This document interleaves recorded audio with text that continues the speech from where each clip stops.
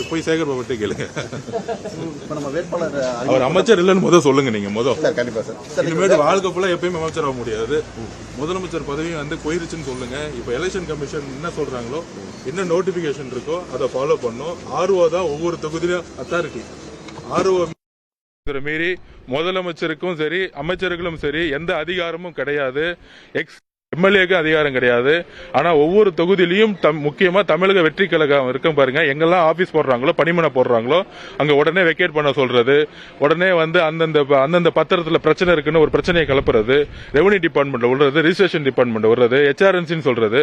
40 வருஷமா இருக்கிறாங்க. அப்ப பிரச்சனைனா கோர்ட்ல போய் ஆர்டர் வாங்கிட்டு வரணும் ஒருத்தர் வெக்கேட் பண்ண சொல்லணும். ஆனா அந்த ஓனர்ஸ வயசானவங்களும் பார்க்காம 85 வயசு இருக்க ஒரு பெண்களை வந்து மிரட்டுறது, ரவுடித்தனம் பண்றது, இதை பண்ணி எங்க ஆபீஸ் வந்து காலி பண்ண சொல்லியிருக்காங்க.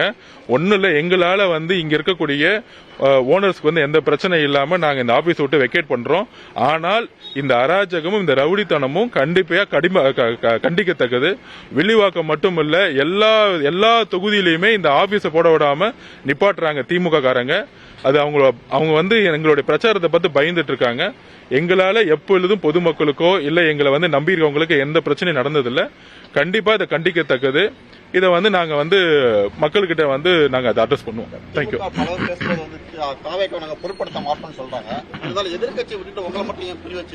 அதாவது இது வரைக்கும் நீங்களே பார்த்திருப்பீங்க, மகாபலிபுரத்துல மட்டும்தான் நாங்க வந்து மீட்டிங் நடத்திருக்கோம்.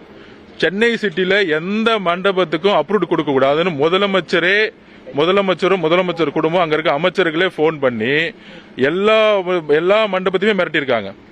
அப்ப அந்த அளவிற்கு தாவேக்கா எங்கேயுமே கூட்டம் போடக்கூடாது, எங்களுடைய தலைவர் வந்து பிரச்சாரத்துக்கு வெளியே வரக்கூடாது அப்படி நோட்டிபிகேஷன் வரைக்கும் எல்லா விதமான அழுத்தமும் கொடுத்துக்கிட்டே இருந்தாங்க. அவங்களுக்கு என்னன்னா வெளியே வந்து பேசவே மாட்டாங்க, அமைச்சர்களோ முதலமைச்சரோ பேச மாட்டாங்க. ஆனா கூட்டம் போடாத அளவுக்கு எந்த அளவுக்கு வந்து இடத்தை கொடுக்க விடாம நெருக்கடி பண்றது, காவல்துறை வச்சு நெருக்கடி பண்றது, அரசு அதிகாரிகளை வச்சு நெருக்கடி பண்றது, இந்த வேலை தான் வந்து திமுக செஞ்சுட்டே இருந்தாங்க.